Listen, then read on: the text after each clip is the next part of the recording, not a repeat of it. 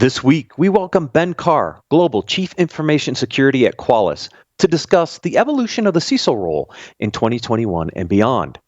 In the Leadership and Communication section, 9 steps for effective cybersecurity risk management, the Big 8, how to heighten cybersecurity governance, 7 Super Bowl rings for Tom Brady, and more. Business Security Weekly starts now. This is Security Weekly, for security professionals, by security professionals.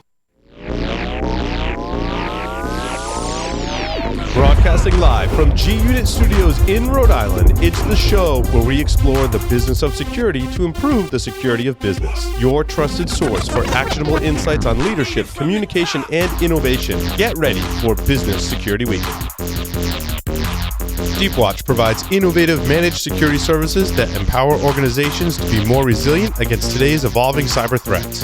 Deepwatch offers game-changing capabilities in managed detection and response, managed endpoint detection and response, and vulnerability management. All delivered through a unique squad model, a dedicated group of security experts that works directly with each client. From managed security operations to threat hunting to continuous measurement of security readiness, Deepwatch is advancing the service of managed security. Measure your SecOps maturity for free by visiting securityweekly.com/Deepwatch. Welcome to Business Security Weekly. This is episode number 205, recorded February 8th, 2021. I am your host, Matt Alderman, here in Colorado. Joining me from G-Unit Studios in Rhode Island is my co-host for today, Mr. Paul Asadorian. Hey, Matt. It's good to be here. Post Super Bowl Sunday, Monday. Yeah. We're gonna armchair quarterback. Well, anyways, we'll talk about that in the next segment. Unfortunately, Jason's not with us for that discussion. I know, right? Yeah. It was interesting watching the Tampa Bay Patriots win the Super Bowl. Oh, we'll get there. Do you want to stay in the loop on all things Security Weekly? Visit securityweekly.com/subscribe to subscribe on your favorite podcast catcher. On our YouTube channel, you can sign up for our mailing list and join our Discord server. Also, if you miss Security Weekly Unlocked, you can access all the content on demand, whether you register before the live event or not, by visiting securityweekly.com/unlocked and clicking either the button to register or the button to log in. Ben Carr is the global CISO of Qualys. As an information security and risk management executive with more than 25 years of experience, Ben develops and executes long-term security strategies. Prior to Qualys, Ben has driven transformation changes and developed security teams at Nokia, Visa, and Aristocrat. Ben, welcome back to Business Security Weekly. Thanks, Matt. Always good to be here with you. Appreciate that. So I was looking it up. It was episode number 120. You were the CISO at Aristocrat. It was March of 2019. And boy, have a lot of things changed since then.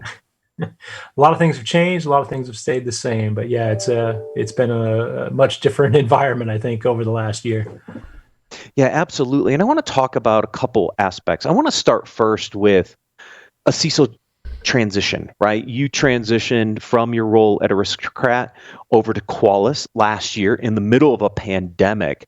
What was that experience like? I mean, kind of give us some lessons learned, some thoughts on what it's like to transition in the middle of, one of the largest pandemics we've ever experienced, in our time.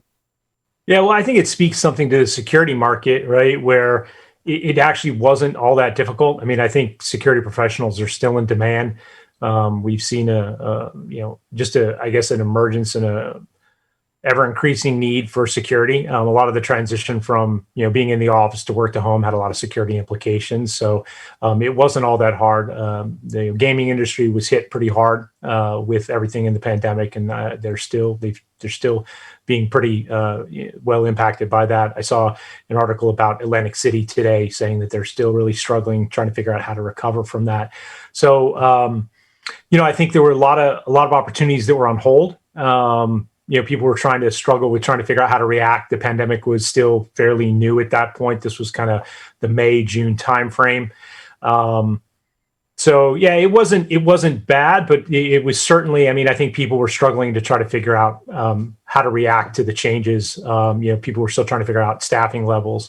And then I think people were trying to figure out, what was the new importance of security and how did that thing change for both security and for IT in general.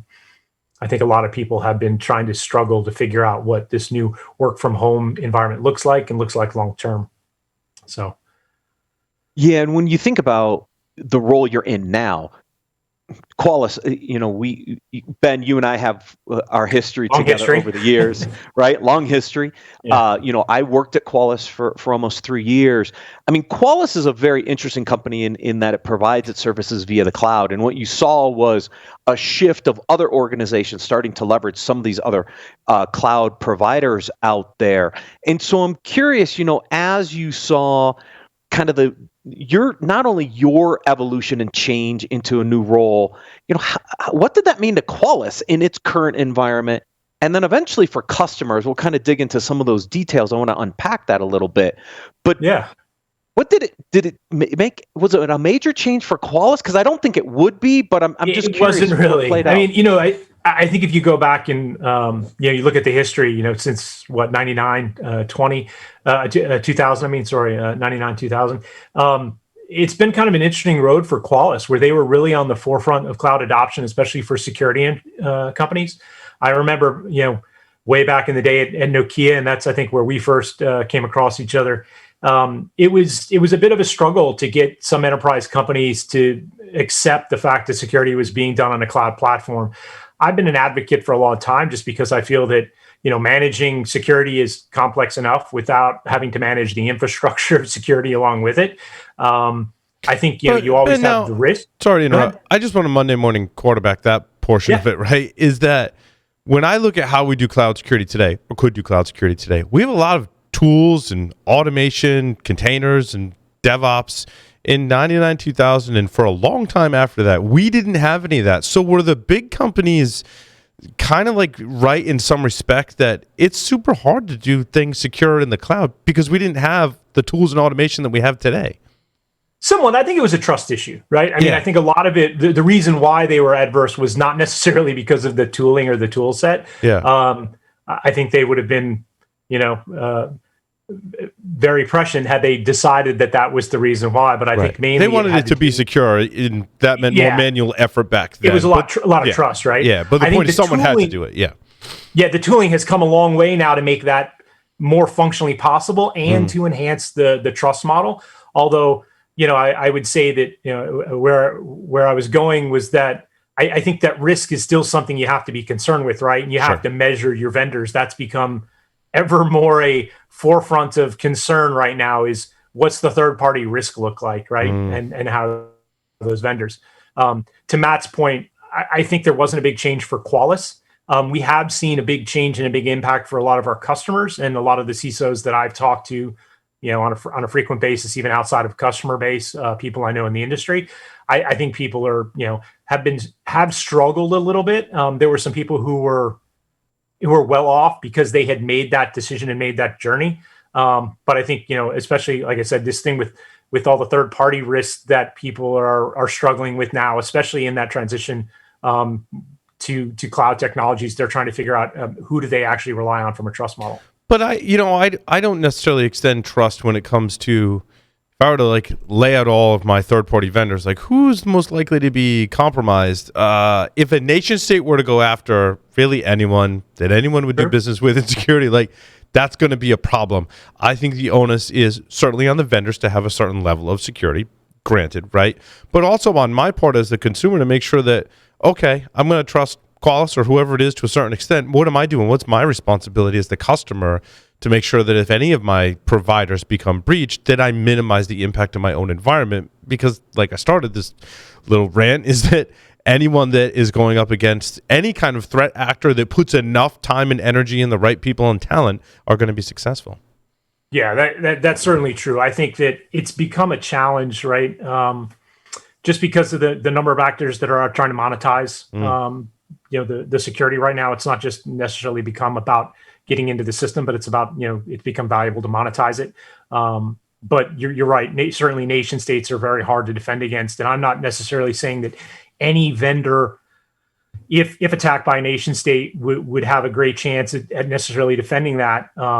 and that, I guess, was my point about, managing the risk, is that you've got to look at how you're addressing your own risk and controls and the data you're putting in different platforms. But certainly, I think one could look at not just vendors, but a lot of companies, just the prevalence of companies that still don't have a CISO. To Matt's question about, the evolution of the CISO and things in these times, the number of companies that still don't have a great security program. I mean, it always surprises me when you see companies that don't, and even, the number of Fortune 500 companies that don't have a CISO. I mean, it just speaks a lot to the fact that there's still a lot of runway to the evolution of, security and the importance and the role. And I think boards should be asking more questions about what the security of the company, what the security of the organization looks like, and how that's being managed effectively. There are Fortune 500 companies that don't have a CISO. You don't have to name them by name, but I found that shocking. There are. Yeah, I find it shocking as well. That's kind of my point. Now, you brought up the term, so I'm going to go there, risk, right? And when we think about the environment that we're in, there's some technology risks, there's some digital transformation risks, there's some operational risk. There's different risk elements, and there are a number of articles we're going to cover in the next segment, because we've been talking on this show how we have to shift away from vulnerabilities into more of a risk conversation. You brought up third-party risk. Yeah. What does risk look like from a CISO's perspective? Are CISOs really understanding and learning how to talk risk, especially to the board and to the other executives, or are we still working through this concept of threats and vulnerabilities?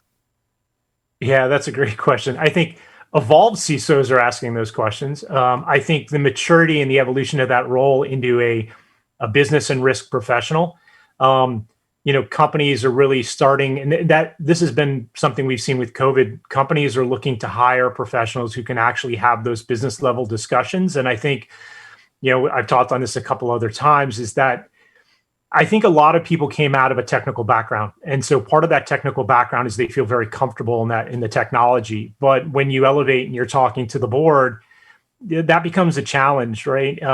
It's not the right conversation and not the right level of participation. People are looking for those business level decisions and conversations around what is the risk to the organization. And I think if you look at, legal, finance, sales, I mean, they're very adept at talking about those business discussions of risk in their areas. And I think as CISOs, we have to become much better at having those conversations. And I think that is where people are going to get a seat at the table. They're going to start to have conversations where they can participate if they can evolve that way. And so I think there's still a lot of CISOs that talk technology and talk bits and bytes and how many vulnerabilities and how many threats they're seeing. But I think the analysis and looking at scoring and context and, trying to help the business make decisions and saying it's not a black or white decision with regard to security. It's really about trying to understand what the risk tolerance of the company is, and then how to take the company in a direction from a security perspective that models that risk tolerance and gives the right balance. Yeah, we've talked about the evolution of maybe CISOs moving away from an operational technology role into more of a governance kind of risk role. Has this forced the hand of this kind of shift in mindset for the CISO, because we have to be better aligned with the business risks? Yeah, I think it really has. The problem is that, if you're not evolving that way, you're not getting that seat at the table. You're not participating in the conversation. You're being relegated, for a long time. And even today, I think it's probably most likely that the CISO is going to report under the CIO. But I think to get out of that technology-centric viewpoint and move into a more risk and business-based approach, move as a CEO director under a chief risk officer, or even for the CISO to evolve into that chief risk officer, that's really that conversation and that evolution that needs to take place. And I think that's why you're seeing a lot of interest in looking at drawing from other areas of the organization, not just your typical technology sector for security professionals. In fact, when I'm looking to hire security professionals, or at least in the past, I've looked outside of security in some cases, just because it gives you a better viewpoint, a better perspective, not just to be coming from a core technology or security viewpoint. Yeah. When you sit in your seat today at Qualys as a technology provider, a cloud-based technology provider, what are some of the big key risk areas you're trying to account for in your program, right? Because you do have potentially a target on your back, maybe a little bit being in the cloud. What are some of the risks you're thinking about as a company that you have to mitigate and be prepared for?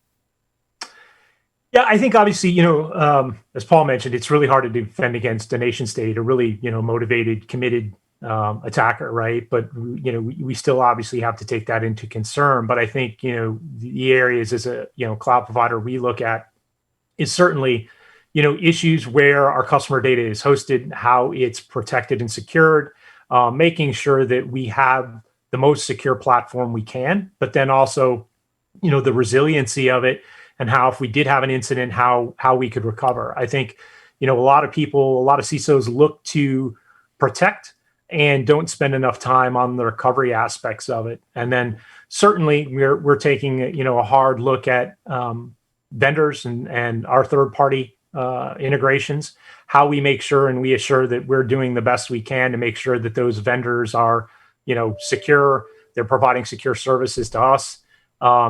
I think looking at third party risk is one area where it's been unsexy. It's been more of a business continuity issue, and it hasn't been at the forefront. I think it's being raised certainly as an area of concern right now. It's something that we're taking a greater look at. And then I think you have to look at your technology stack and make sure that the technologies that you're utilizing really are there for enablement and provide for future security and future growth path, as opposed to looking at it's been working, it's legacy, and so we're not going to touch it, and the potential inherent risk from tech debt that you have. And so I think managing tech debt is something that really everyone needs to start looking a little bit deeper into. So third-party vendor management's back in vogue. It really is. I could go back to my old job, I guess. Yeah, it's strange how things come full circle sometimes. But there was a wave where people were really interested in it. It kind of fell away. But yeah, it'd be great to be a third-party risk vendor right now because they're getting a lot of attention in that space. Yeah. The other one, obviously tech debt's been an interesting one. Even internally, Paul and I continue to look at our technology stack. He's just put a bunch of improvements into the studio. We always think about, well, if we have an outage, how do we continue to do the show or a webcast or whatever? So, even as a small company, we don't, we have to think about tech debt and operational resiliency. And I don't know how you don't do it as a large company. Well, and supply chain too, I think, sorry, Ben, but like as it relates to what you do as a business, what you do in IT and security, thinking about your supply chain is very, very important for a whole bunch of reasons. For security, for one. Also, thinking about all those container ships that have technology parts that are floating off the coast of California that can't unload them due to restrictions in California frustrates me and greatly concerns me. Frustrates me because I know my new AMD processor that I really want is probably on one of those container ships. On one of those ships, yeah. Yeah, it's really interesting when you think about it. And you mentioned small companies, and the reliance, even large companies. So, a company that could be a global company may have a reliance on a very small vendor that only has 2 or 3 people. And it could be a very small part, but very impactful as to, PII data that's stored with that individual third party. I can think of specific instances in my past where, we've had, 1, 2, 3 person companies that, something potentially gets compromised, and then that's a big impact for us. And so how do you manage that? And, when you think about, even, things in your personal life as a consumer, you back up your photos, right? Where do you back those up? Where do you store them? How do you access them? Can you get those data back if you change providers, right? How do you manage that? It's magnified for these smaller companies that just don't have, the internal structure or staff to be able to kind of manage some of those complex risk decisions that can impact much greater down the line in the supply chain. Yeah, and if they did have solutions, they might have been like in the office solutions, and now all of a sudden, who's in the office to run the backups? Because nobody may even go into the office. Even for us, like Cyber Risk Alliance now is the mothership. Our president's the only one that goes into the office to check the mail. There's nobody else there. Yeah, I mean, at the start of the pandemic, at each one of the offices for Aristocrat, there was, one, maybe two people that had access to the office. And, here for the Austin office, I was one of them, right? And so you think about the amount of assets or information, things that are locked up that people can't get access to, it becomes really challenging. And you could quickly find yourself without access to critical data that you need just because you can't physically get to it, which most people didn't plan on. I mean, that wasn't part of, a lot of people's BCP planning was trying to figure out how to get to an office because of a pandemic. But I think if you have a great CISO, you should be able to go to a document and it should tell you how to do that and tell you how to do that securely.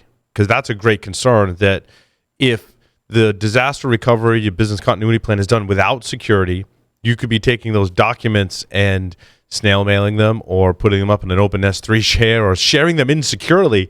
That's bad. That's why when you said the Fortune 500 companies that don't have a CISO, that is a great example of like why you need someone with the voice of security in things such as your disaster recovery or business continuity plans.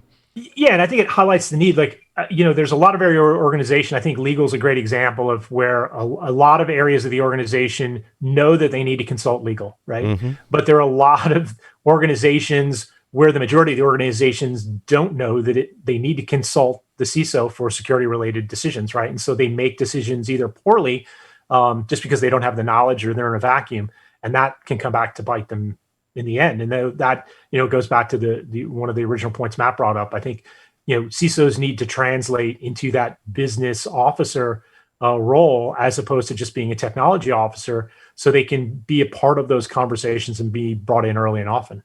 I think it's the perception of consequence. If I don't consult legal, I could end up in prison, and prison is really bad. If I don't consult security, we may get hacked, we may have a data breach, but our stock will recover, and it's the consequences in most people's minds aren't the same. Maybe for a lot of cases they are not the same, but there's still consequences that are avoidable, right? Yeah, and so I guess that's how do we move the industry? How do we help move the industry that way? And I think that's I think a lot of people aren't prepped for the CISO role when they become a CISO. You take that first role and it's usually hey, it's an offer I can't refuse. I want to move up in my career and on my career path, and so you don't know necessarily the questions to ask. The things that you should talk about as far as job offer and what the job looks like and who the reporting structure is, and then even people who have been in the role, and you get in that situation, and the reporting structure isn't exactly what it should be. How do you push for that, right? And so I think the more times that we're having those discussions, we're talking about that amongst ourselves, but also in those moments, I think that's going to start to foster the education that there needs to be a change. Now, Ben, you said an offer you can't refuse. I hope for your CISO position there wasn't a horse head in your bed or something like that. Not that kind of offer, but yeah. I watched that movie a lot growing up. So, and I'm still looking for that offer I can't refuse too, by the way. In a different light, without the horses. Without the horses. But you brought up a really good point. Culture, right? How is security perceived? Is it going to be, strategic with the business or not? I mean, there's a lot of questions, you don't necessarily know to ask when you go into that first CISO role, but I bet you learn it pretty fast after you've been in the trenches for a while and you realize, I can't be successful in this situation. Yeah, look, that's the biggest impediment. I've been asked before, like, what's the biggest problem for CISOs? And I think, it's not really budget. That can be a result of the problem, but the budget isn't really it. It's not really staffing. It's more corporate culture and alignment to the needs of the business and the importance of security to the business. And so, if you're misaligned on your vision of what that is versus what the company or the CEO thinks it is, it's going to be a really hard road, right? And so, I think the number of CISOs that have probably gotten hired without even actually ever talking to the CEO, it's probably a high percentage. And that really needs to shift and change. I mean, you need to have those honest discussions about what the alignment is with the business and what they're actually looking to achieve. But it can be eye-opening, when you get in and you find it's misaligned. Yeah, I mean, there's a lot of expectations that, yes, I'm going to report to the CISO and they're serious about security. but sometimes they're not aligned that way. And that really would be hampering. And I think if you're a CISO out there looking for your next position, culture and alignment and the strategic positioning of a CISO and where it fits in the organization are definitely things you'd want to understand before making a move these days. Yeah, and a lot of it's not in what is actually said, but you have to suss out what the real alignment is. You have to kind of do your own investigation and digging to find out. A lot of it's expressed in how they actually respond to things versus what's actually said, potentially in an interview or discussion, what the commitment is. And, you can look to the past of a company and look for, kind of inflection points as to why they're now looking for a CISO or why they're making a change and what their commitment is. But that is a very important part of it, is figuring out what their actual commitment to the role is, and do they truly understand what the role is, and does it meet your vision? Just like with a good third-party vendor management program, do your due diligence. That's true. That is very true. Ben, always a pleasure. Thank you for filling in today because we had a cancellation. Thank you so much for joining us on Business Security Weekly. No, happy to. Thanks for ringing me. I appreciate it, Matt. Always a good time to talk to you and Paul. Thanks, Ben. Thanks, man. And with that, we're going to take a quick break and then cover the leadership and communications articles for this week.